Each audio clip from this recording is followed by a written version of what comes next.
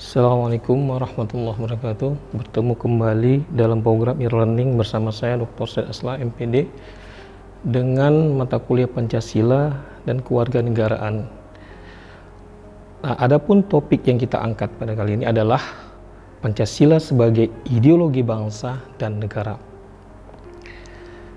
Sebagaimana kita ketahui bahwa perjalanan bangsa ini telah lama adanya, eksistensi bangsa ini telah ada sejak dahulu kala, sehingga istilah Pancasila pertama sekali ini sudah ditemukan dalam buku Sutasoma karya Empu Tantular yang ditulis pada zaman Mojopahit, yaitu sekitar abad ke-14.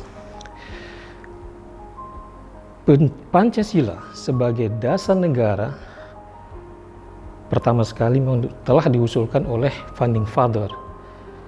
Di antaranya adalah Insinyur Soekarno dan kawan-kawan. Nah, di dalam sidang Badan Penyelidik Usaha Persiapan Kemerdekaan Indonesia atau disingkat dengan BPUPKI pada tanggal 1 Juni 1945, di mana rumusan Pancasila tersebut dikemukakan sebagai berikut. Yang pertama, kebangsaan Indonesia. 2, internasional dan kemanusiaan. 3, mufakat atau demokrasi. 4, kesejahteraan sosial. Dan 5, ketuhanan yang berkemanusiaan. Seiring perkembangan zaman, seiring dengan adanya pemikiran para tokoh intelektual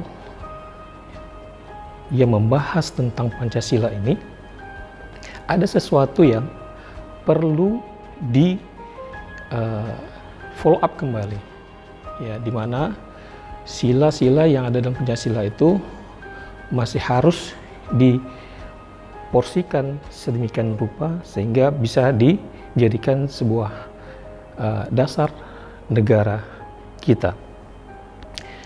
Pada tanggal 22 Juni 1945, di mana tokoh-tokoh BPUPKI tersebut diberi nama Panitia 9 mengadakan pertemuan kembali untuk membahas pidato dan usul-usul mengenai dasar negara yang telah dikemukakan dalam sidang-sidang BPUPKI terdahulu.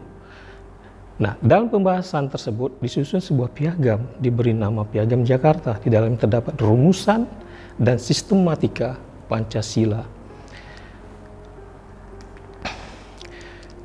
Ideologi sesungguhnya sudah merupakan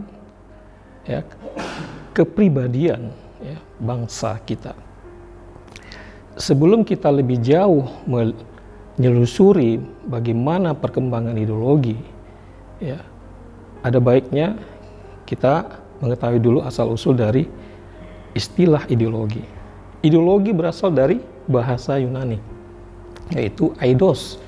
Eidos berarti gagasan, dan logos berbicara atau ilmu. Maka ideologi adalah ilmu yang mempelajari tentang gagasan.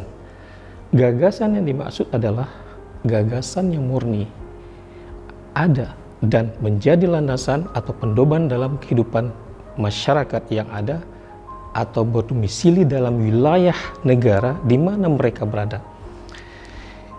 Ideologi menurut para ahli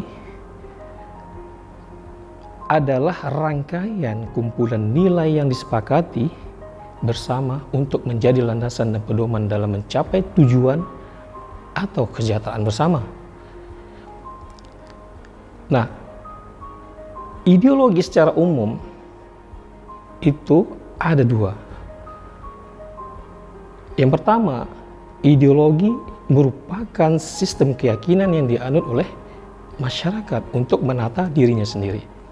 Yang kedua, ideologi merupakan suatu perangkat yang menjadi suatu kesatuan mengenai manusia dan seluruh realitas. Nah, ada kata mengenai manusia dan seluruh realitas. Ini mengandung arti bahwa manusia itu mempunyai posisi tertentu, mempunyai kedudukan, berarti mempunyai hubungan atau relasi tertentu. Dengan kata lain, setiap ideologi pasti mempunyai suatu citra dan gambaran, ya, yaitu manusia itu seperti apa dan bagaimana relasi-relasinya atau relevansinya dengan alam semesta, dengan sesama manusia, dan dengan penciptanya. Baiklah, jika kita menghubungkan ideologi plus Pancasila, itu adalah kumpulan nilai atau norma yang meliputi sila-sila Pancasila sebagaimana yang tercantum dalam pembukaan Undang-Undang Dasar 1945. Itu ada di alinea 4 yang telah ditetapkan pada tanggal 18 Agustus 1945. Baik. Kemudian, bagaimana kita melihat sifat dari ideologi? Di mana sifat ideologi tersebut terbagi ke dalam 3 dimensi. Dimensi pertama adalah dimensi realitas. Dimensi realitas adalah nilai-nilai yang terkandung di dalamnya bersumber dari nilai-nilai real yang hidup dalam masyarakat, sehingga tertanam dan berakar di dalam masyarakat, terutama pada waktu ideologi itu lahir, sehingga mereka betul-betul merasakan dan menghayati bahwa nilai-nilai dasar itu adalah milik mereka bersama. Dengan begitu, nilai-nilai dasar ideologi itu tertanam dan berakar di dalam masyarakatnya. Sifat ideologi kedua adalah dimensi idealisme. Dimensi idealisme mengandung cita-cita yang ingin dicapai dalam berbagai bidang kehidupan bermasyarakat, berbangsa, dan bernegara. Cita-cita ini berisi harapan yang rasional. Adapun yang ketiga adalah dimensi fleksibilitas. Dimensi fleksibilitas ini merupakan pemikiran. Adanya pemikiran baru dari pengaruh eksternal, di mana dimensi ini merupakan benteng terhadap dirinya sendiri. Selain itu, dimensi ini juga dapat mempersegar dirinya dan memperkuat relevansinya dari waktu ke waktu.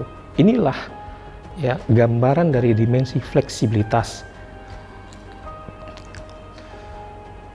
Selanjutnya, bagaimana kita melihat dan bagaimana kita ingin mengkaji lebih jauh lagi tentang ideologi. Nah, di dalam ideologi Pancasila itu terbagi ke dalam 2 tipe ideologi. Yang pertama, ideologi terbuka, dan yang kedua adalah ideologi tertutup. Pancasila dikatakan sebagai ideologi terbuka, artinya bahwa Pancasila sebagai ideologi yang dapat berinteraksi dengan ideologi yang lain. Hal ini disebabkan Pancasila memiliki nilai-nilai dasar, nilai instrumental, dan nilai praktis. Nah, jika ingin mengetahui tentang apa sih yang menjadi nilai dasar, maka perlu kita ketahui bahwa nilai dasar adalah nilai yang ada dalam ideologi Pancasila, yang merupakan representasi dari nilai atau norma dalam masyarakat, bangsa, dan negara Indonesia. Kemudian nilai instrumental adalah nilai yang merupakan pendukung utama dari nilai dasar, Yang ketiga adalah nilai praktis, adalah nilai yang harus ada dalam praktek penyelenggara negara.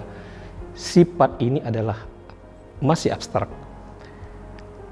Baiklah, untuk mengetahui pembahasan lebih lanjut, maka kita break sebentar untuk kita menunggu pesan-pesan berikut ini.